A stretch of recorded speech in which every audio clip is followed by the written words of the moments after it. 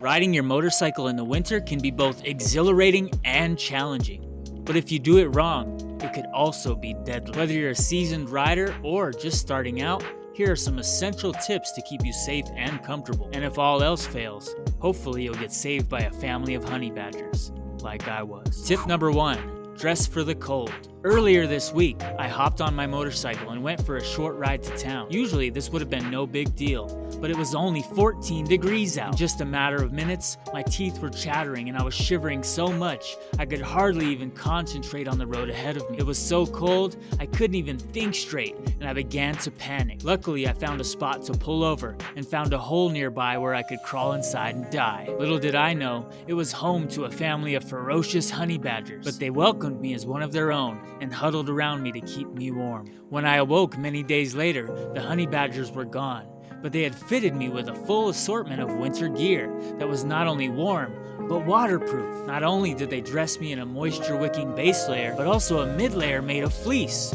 Or was it wool? Either way, I felt incredibly warm and dry. And to top it all off, they gave me outerwear that was both waterproof and breathable. And they even found a way to cover my head, hands, and feet as well. Incredible! As I climbed out of the hole and made my way back to my motorcycle, I had no doubts that I had enough layers to not only make it home safely, but enjoy the ride, even in these extremely cold temperatures. Tip number 2.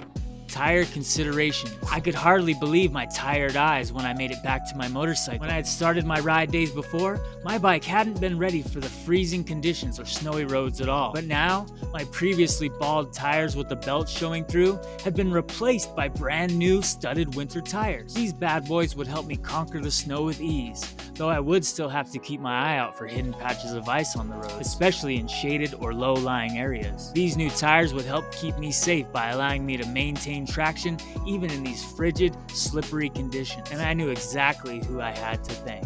Tip number 3, motorcycle maintenance. Then, as I was admiring my new rubber and thought it couldn't get any better, I finally noticed while doing a quick pre-ride check, not only had they hooked me up with some brand new shoes, but they had even made sure to inflate them to the proper tire pressure. Unable to believe how lucky I was, I continued to check my bike over before I got back in the saddle, finding even more surprises along the way. Along with my tires, the family had topped off my coolant and checked my oil level too. And like the powdered sugar on the French toast, they had topped it all off by taking the time to go around and treat all of the exposed metal parts on my bike with purpose-built protectant to prevent corrosion from any salt that might be on the roads from those plow trucks. As I stood there in awe, unable to believe this Christmas miracle I was apparently living in, I realized the only thing they didn't do was install crash guards on my bike, which would surely help protect it if I did happen to lose traction and fall over. But that was something I could do myself when I got back home. Oh, and look, one of them even shit on my gas tank. That's cute. Now that I was dressed up in warm winter gear, had the right tires and all the maintenance my bike needed,